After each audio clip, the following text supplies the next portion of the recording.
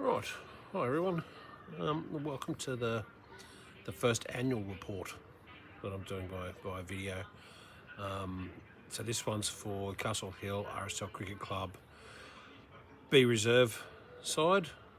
Played on a Saturday for the 24-25 season. So before I get on with the show and tell you too much about the season, let's have a quick word from our sponsors about the YouTube channel. See how this goes. Hopefully it switches in.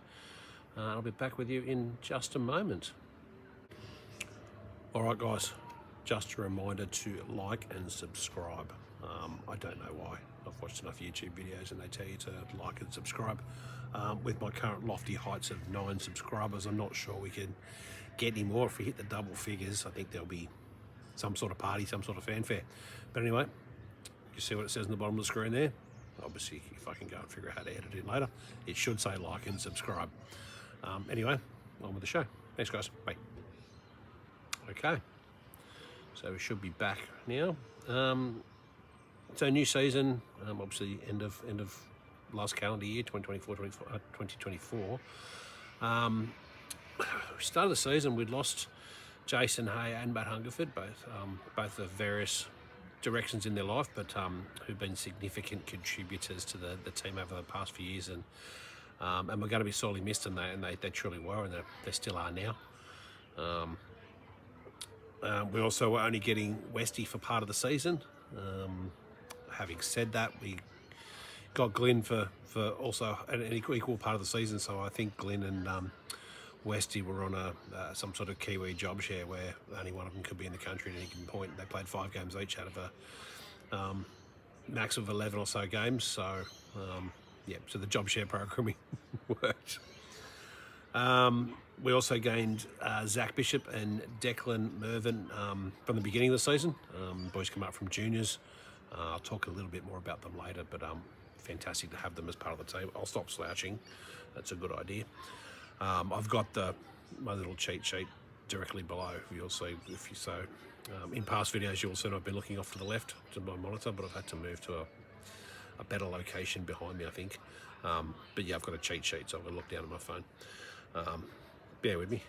It's a long season, so there's only so much I can remember.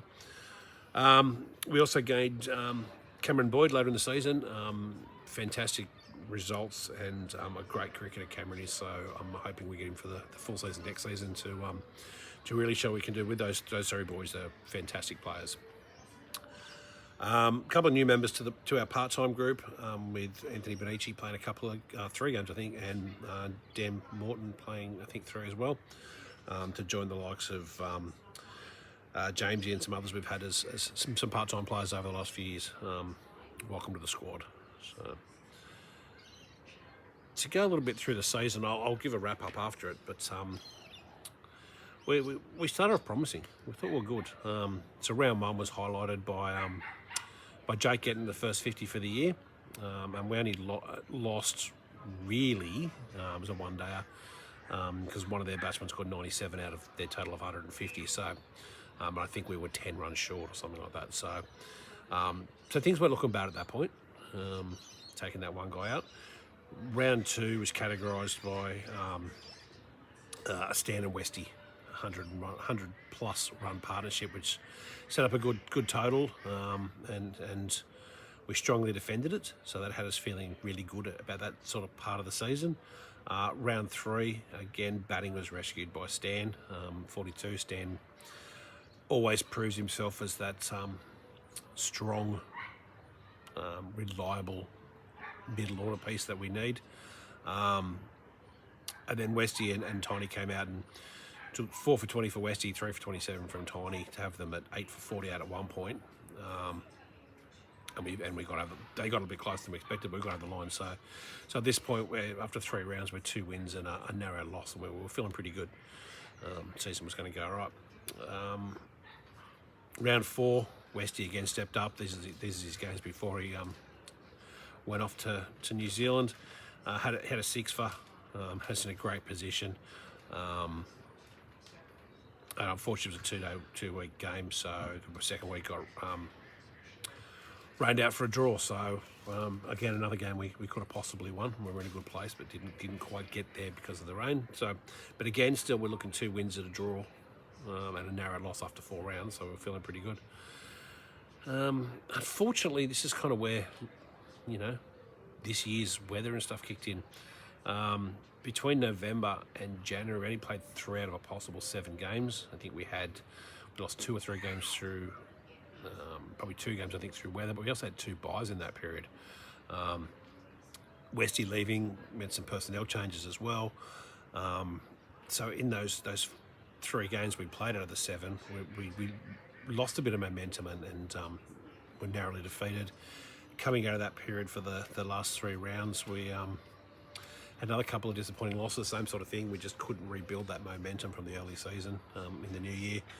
But we did in the season with an outright win, keeping Kenneth out of the finals, with Declan and taking 4 for 25 and Tiny taking 3 for 18, combining to pretty much decimate them in the final innings for 46. So to end on an outright was good. We finished a respectable 5th, and we only missed the finals by 2 points, given you're talking sort of in the realms of 50 points to 48 points across the season. That was pretty good end. So we did okay. A couple of results could have gone the other way. Didn't get washed out and didn't lose momentum. Could have made a hell of a difference. So season to be proud of for the boys. So just some of the performers throughout the year. I don't know who's getting batting, bowling awards, any of that sort of stuff at this point. So this is just looking at some of the stats, which we know can obviously be misleading, but are interesting. So our skipper and keeper, Michael Hungerford, played the most games alongside Zach. Both played 11. I think that may include one of the pre-season 2020s. I'm not sure. Play cricket can do very things. It could also be a game they've included where you guys were selected and the game was abandoned. But it's good. Both those guys played the most. As I said, stats can be deceiving. But from a batting perspective, it's really clear who the leading performers were. Declan had the highest number of not outs with 4, and myself closely followed with 3. So clearly Declan and I were looking after the team and not getting out a lot more. Seriously though, the highest batting average was Westy with 34, although Westy only had 3 innings. So this is where they can get a bit deceptive. Stand-up performers in the category were really Stan, who averaged 28 from his 9 innings, and Michael averaging 27.18 just behind Stan, but from 12 innings. But then you flip it over, they both stood out in the aggregate as well, when Michael had 299 and Stan 196. So Michael and Stan are the 2 stand out from the batting front. There were no hundreds this year. Not surprisingly though, Michael had 2 50s. Stan, Jake, Ben and Westy contributed 1 each throughout the year. So that was good going, guys. Obviously Jake had his in the first game, first round. What else we got? Macca fell short for a 50 with 47 in one game. We batted beautifully. And the high score for the year was Westy with a 68.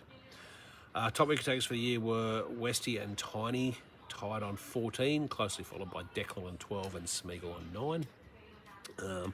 Only one fifer, with Westy taking 6 for 40, so certainly wasn't a glamour year for us between fivers and hundreds. We only had the one.